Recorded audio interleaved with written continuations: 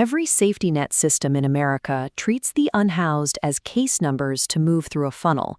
It is triage without ownership. The political economy of this arrangement dictates exactly how it functions. Funders pay the bills, agencies intervene with solutions, and the unhoused person is strictly a recipient. Because the people receiving these services capture zero equity from the economic activity surrounding their recovery, they remain passive objects of the system. They don't control the data, they don't capture the dollars, and they have no mechanism to build capital. Look at this crowd from the 1930s. We have seen this dynamic before. During the Great Depression, ordinary depositors found themselves entirely at the mercy of massive financial institutions, standing in line as passive participants in a system that served them but did not answer to them. The intractability of the modern street crisis stems from this exact powerlessness. We are missing a mechanism to turn unhoused individuals from economic objects into economic subjects. The 1930s produced a fix for this, the credit union movement. By pooling resources in mutual structures, credit unions turned everyday depositors into voting shareholders. We face a specific hurdle applying that model today.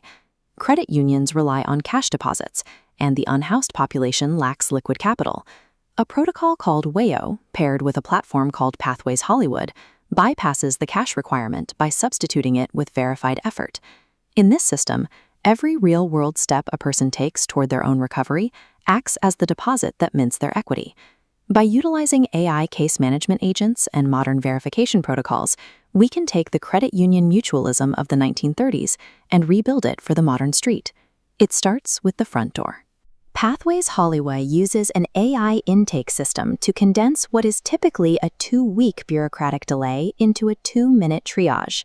A user tells the app their first name, their rough location, and their most urgent need. This map shows the logic of that intake.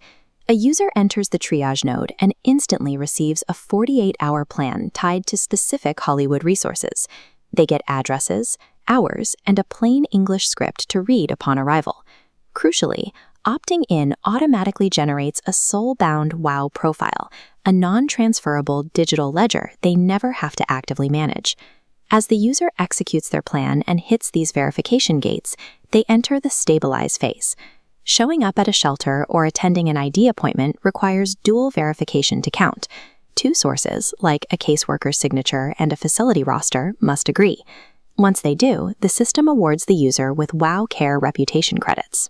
Specialized AI agents, built on archetypes like NemoClaw or DocuClaw, handle the heavy lifting of case management and co-sign these verified actions. There are no punitive streaks and no clawbacks in this architecture. A missed appointment pauses progress, it never erases it. Between 30 and 180 days, members enter the contribute phase. Here, they mentor newcomers and contribute direct knowledge to the Street Wisdom Vault. Peer-sourced knowledge, like knowing which meal line is safe after dark, or how to replace a California ID without any supporting documents, is verified by cohorts of 3 to 5 peers. Once confirmed, that data feeds directly back into the triage engine for the next person. Accruing this reputation unlocks priority routing for paid gig opportunities. Members get access to event setup, field crews, and day labor pools through local partners.